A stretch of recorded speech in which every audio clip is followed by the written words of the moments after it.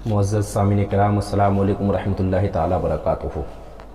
नहमदुहु व नुसल्ली अला रसूलिहिल करीम, अम्मा बाद, फ़अऊज़ु बिल्लाहि मिनश शैतानिर रजीम, बिस्मिल्लाहिर रहमानिर रहीम, इहदिनस सिरातल मुस्तक़ीम। सदक़ल्लाहु मौलाना अज़ीम व सदक़ा रसूलुहुन नबियुल अमीनुल मतीनुल मुबीनुल करीम, व नहनु अला ज़ालिका लमिनश शाहिदीन व शाकिरीन वल्हम्दुलिल्लाहि रब्बिल आलमीन। दुरूद पाक का हदिया निछावर करे। अल्लाहुम्मा सल्लि अला सय्यिदिना मौलाना मुहम्मद बारिक वसल्लम सल्लल्लाहु अलैहि वसल्लम व सलामुन अलैका या रसूलल्लाह सल्लल्लाहु तआला अलैहि वसल्लम।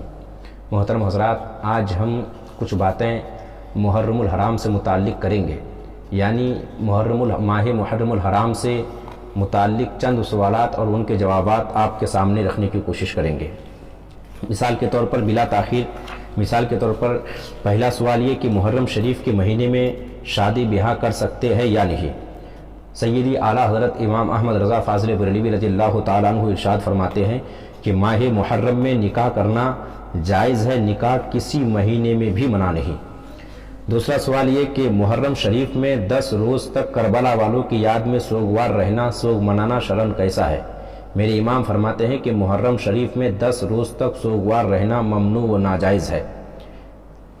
मज़ीद आपने फरमाया कि शरीयत ने औरत को शौहर की मौत पर 4 महीने 10 दिन सोग का हुक्म दिया है और औरों की मौत के तीसरे दिन तक इजाज़त दी है, बाकी हराम है।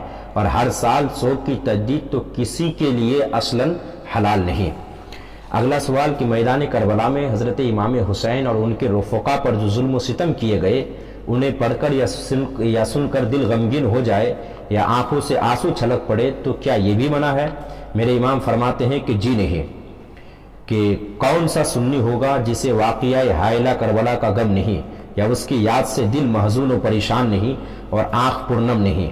हाँ, मसाइब में हमको सब्र का हुक्म फरमाया है, जज़ा फ़ज़ा को शरीयत मना करती है, और जिसे वाकई दिल में गम ना हो उसे झूठा इजहार गम करना रिया है। अगला सवाल कि शहदाए करबला की याद में मातम करना और नुहा पढ़ना कैसा है।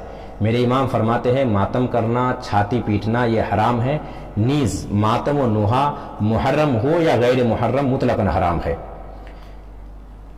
इससे अगला सवाल सुना है कि 10 मुहर्रम को घर में चूल्हा जलाना, रोटी पकाना, झाड़ू लगाना नहीं चाहिए, कि क्या ये बात दुरुस्त है। याद रखिए, आपको कभी लगेगा कि ये तो हमारे यहाँ होता नहीं है, चूँकि सरकार आला हज़रत से या कहीं भी कोई भी हो, इस वक्त भी जो दारुल इफ्ताएँ हैं जहाँ पे लोग अपने मसाइल पूछते हैं, चूँकि अलग अलग जगह के लोग होते हैं और अलग अलग जगह अलग अलग रस्म होती है, अलग अलग रिवाज, तो लोग उसी एतबार से पूछते हैं। उसी तरीके से कहीं ये ऐसा होता होगा तो सरकार आला हज़रत से पूछा गया। आप फरमाते हैं कि ये बातें सोग है, चूल्हा ना जलाना, रोटी ना पकाना, झाड़ू ना लगाना, ये बातें सोग है और सोग हराम है। आगे एक सवाल है कि सुना है मुहर्रम में सिर्फ हज़रत इमाम हुसैन और दीगर शहदाए करबला रज़ियल्लाहु अन्हुम अजमईन को ही ईसाली सवाब कर सकते हैं, क्या ये बात दुरुस्त है, औरों को नहीं कर सकते हैं। मेरे इमाम फरमाते हैं कि जी नहीं, मुहर्रम वगैरह हर वक़्त हर ज़माने में तमाम अम्बिया अलैहिमुस्सलाम और औलिया किराम रज़ियल्लाहु अन्हुम की नियाज और हर मुसलमान की फातिहा जायज़, अगरचे ख़ास अशरा के दिन ही क्यों ना हो। अगला सवाल कि मुहर्रम शरीफ में सुन्नी मुसलमानों को काले कपड़े पहनना कैसा है। सरकार आला हज़रत इरशाद फरमाते हैं कि मुसलमानों को चाहिए कि अशरे मुबारका में, यानी मुहर्रमुल हराम के अशरे मुबारका में 3 रंगों को पहनने से बचे, सियाह, सब्ज, सुर्ख।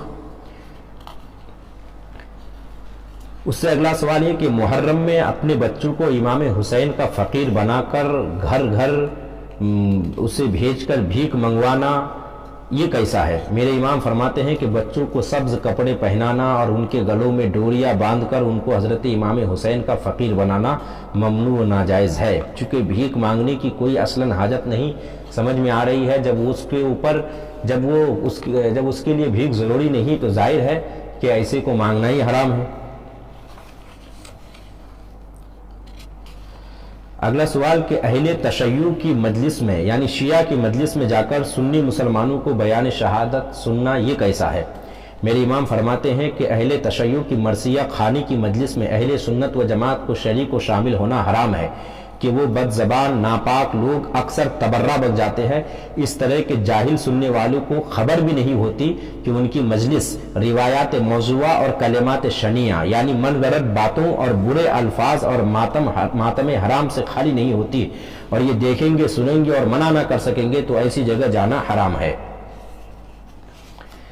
ایک سوال یہ کہ امام حسین اور دیگر شہدائے کربلا کے حالات اور شہادت کے واقعات بیان کرنا یہ کیسا ہے؟ میرے امام فرماتے ہیں کہ ذکر شہادت شریف جب روایت موضوع یعنی من گھڑت روایات اور کلمات ممنوع اور نیت نامشروع یعنی غلط الفاظ اور ناجائز نیت سے خالی ہو، عین سعادت ہے۔ صالحین کے ذکر پر اللہ تعالیٰ کی رحمت نازل ہوتی ہے۔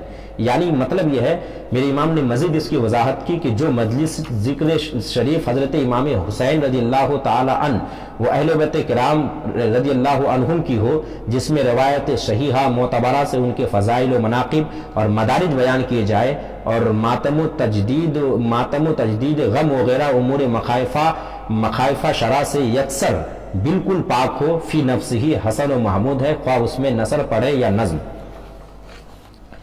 اس سے اگلا سوال کہ شہدائے کربلا کے ایصال ثواب کے لیے جو کھچڑا پکایا جاتا ہے، یہ پکانا کہاں سے ثابت ہے؟ کیا یہ پکانا ضروری ہے؟ میرے امام فرماتے ہیں کہ کھچڑا کہاں سے ثابت ہے؟ جہاں سے شادی کا پلاؤ، دعوت کا زردہ ثابت ہوا۔ یہ تخصیصات سے ورزیہ ہے نہ کہ شرعیہ۔ ہاں، جو اسے یعنی کھچڑا پکانے کو شرعاً ضروری جانے وہ باطل پر ہے۔ یہی سوال، اسی طرح کا سوال علامہ عبد المصطفیٰ اعظمی رحمہ اللہ سے جب پوچھا گیا تو آپ اپنی کتاب جنتی زیور میں لکھتے ہیں کہ عاشورہ کے دن کھچڑا پکانا فرض یا واجب نہیں، لیکن اس کے حرام و ناجائز ہونے کی بھی کوئی دلیل شرعی نہیں ہے، بلکہ ایک روایت ہے کہ خاص عاشورہ کے دن کھچڑا پکانا حضرت نوح علیہ السلام کی سنت ہے۔ چنانچہ منقول ہے کہ جب طوفان نوح سے نجات پا کر حضرت نوح علیہ السلام کی کشتی جودی پہاڑ پر ٹھہری تو عاشورہ کا دن تھا۔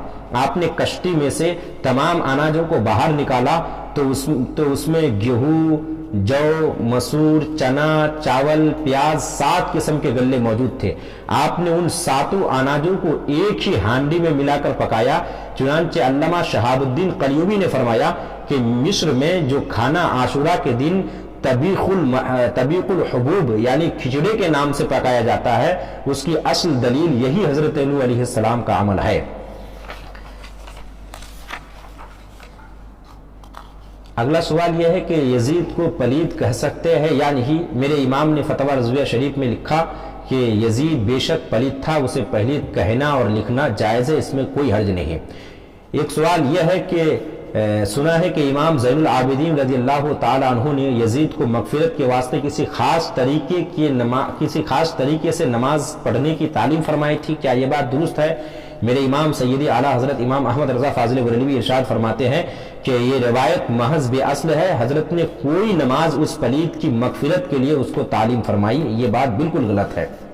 کوئی ایسی تعلیم حضرت امام زین العابدین نے یزید پلید کو نہیں دی تھی۔